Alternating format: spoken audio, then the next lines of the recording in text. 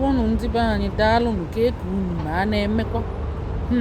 Agwọ nọ n'akịlịka, agwọ nọ n'akịlịka. A sị m ka m gwa unu maka ụmụaka anyị na-achọ imebiche maka gịnị foonu, ka onye ọbụla napụ ụmụ ya foonu, smartphone, nyefe akpụrụka foonu. Maka na o nwere nwanne anyị nwaanyị bi na mba United Kingdom, ọ bịa wetelu m akụkọ a wee sị m na ụmụ ya niile na-emebinerizi efe anara ege ya ntị.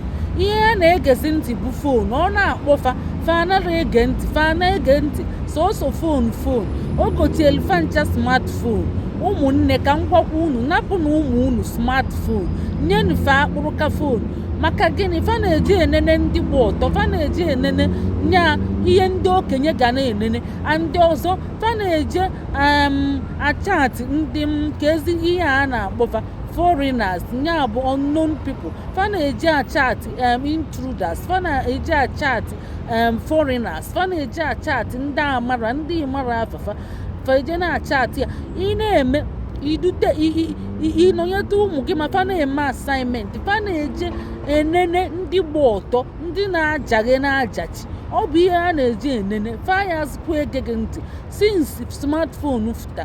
Ọ bụrụ na ị ma na inye nwa gị smartphone, ijikwa aka gị na-emebi ụmụ gị, iji aka gị na-asịfafe egene gị ntị, iji aka were akpụrụka foonu nye ụmụ gị, were akpụrụka foonu nye ụmụ gị. Ụmụ m bụ akpụrụka foonu ka fa na-eyuzu fachi ime assignment. O nwere laptọpụ, o nwere desktọpụ. Ịnọlụ nso ị na-enene fa, ịdị sure na fa na-eme, maka fa na-aga eme asị gị na fa ji ime assignment, fa aba ihe ọsọ. Fa na-eji enene ndị gba ọtọ. Ọ bụ ndị gba ọtọ ka ụmụaka na-ejezi enene.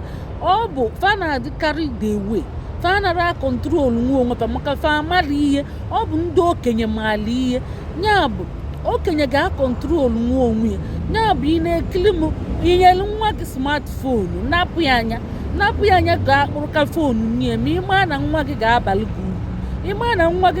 gị uru, napụ ya smartphone, were akpụrụka foonu nye iji gaa na-akpụ ya, na-akọntrolu ebe ọ nọ, na-akọntrolu ihe ọ na-eme.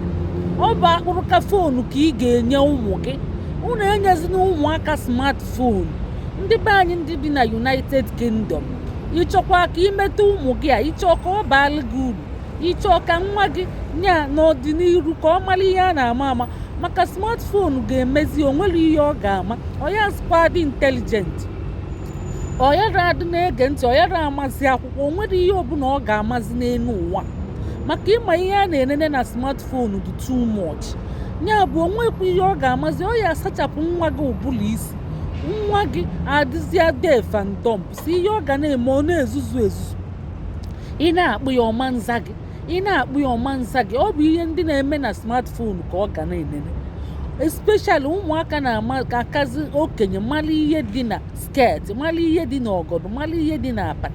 Fa ga-eji ebe ahụ. Onwe ndị na-akpọfa na-acha atịfa nya onwe ụmụ abụ ịma na ad na-eme fa download onye ma nke adọltụ ga-eme ma nke ụmụaka ga-eme. Fa mara fa download onye, fa afụbazie ihe ahụ and fa ya like ya, fa like anya, fa pick interest, fa achọ ka fa practice enyi. So ụmụnne, onye nwere ntị ya nụrụ, kesaa enyi ma nye na anyị akala efu n'anya. Daalụnụ, ka emesịa.